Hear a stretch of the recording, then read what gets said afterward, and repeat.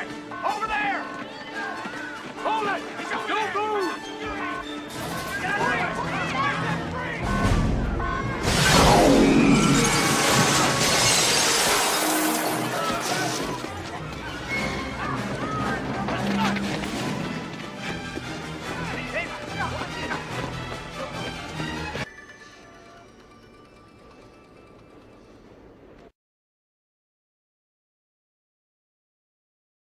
The TSA is bracing for a record number of people at airport security checkpoints around the country this Thanksgiving.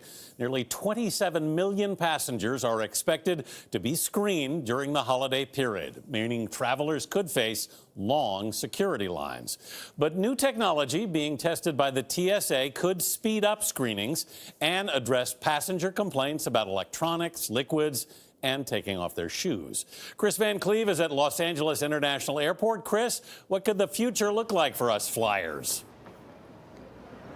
Well, good morning. Hopefully the future looks a bit like this. Now, LAX is going to get very busy. They expect more than 3.2 million people to pass through its checkpoints for Thanksgiving.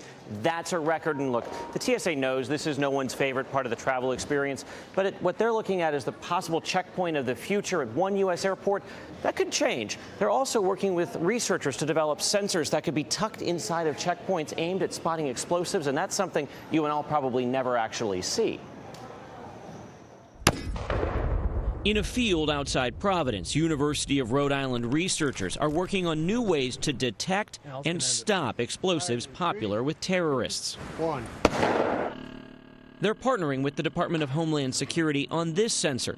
They call it a digital dog nose. It'll soon be the size of a cell phone or able to be mounted on a drone and can detect homemade explosives as well or better than a bomb-sniffing dog.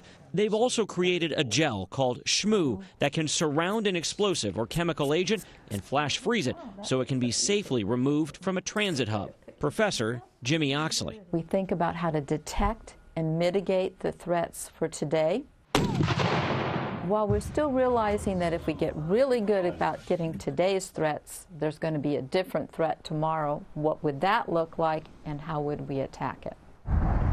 2,700 miles away at this new airport checkpoint in Las Vegas, the TSA's newest technology is being tested together for the first time with real passengers. They call it their innovation checkpoint. This is a glimpse into the future of what aviation security is going to look like. Jose Bonilla is the director of TSA's Innovation Task Force. What we're trying to do is, how do we make that a more seamless process for the traveling public, but not giving up on security capability. What you see here may not be here in a year. We may bring in new pieces of technology. As passengers approach this innovation checkpoint, they'll see dynamic message boards. Next, new ID readers can scan your license to quickly validate your identity and confirm you're flying that day without needing to show officers your boarding pass.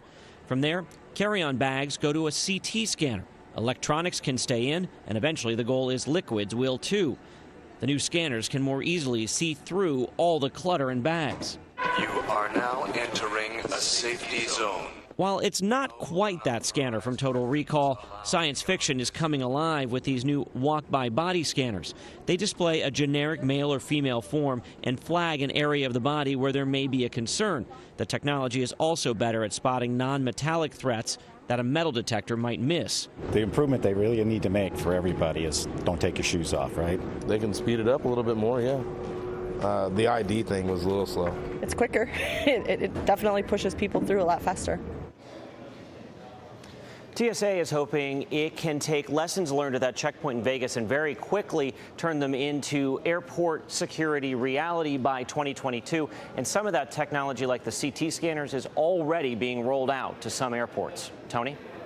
Chris, thank you. That's a great piece. What's the first time we're getting a look at a lot of that new technology? Exactly. Yeah. I love the idea of a digital dog nose. I love the idea of being one of those bomb researchers at the University of Rhode Island out there in the field all day blowing stuff up. Blowing stuff up. I was in the Model Rocket Club. That seems like a lot more fun.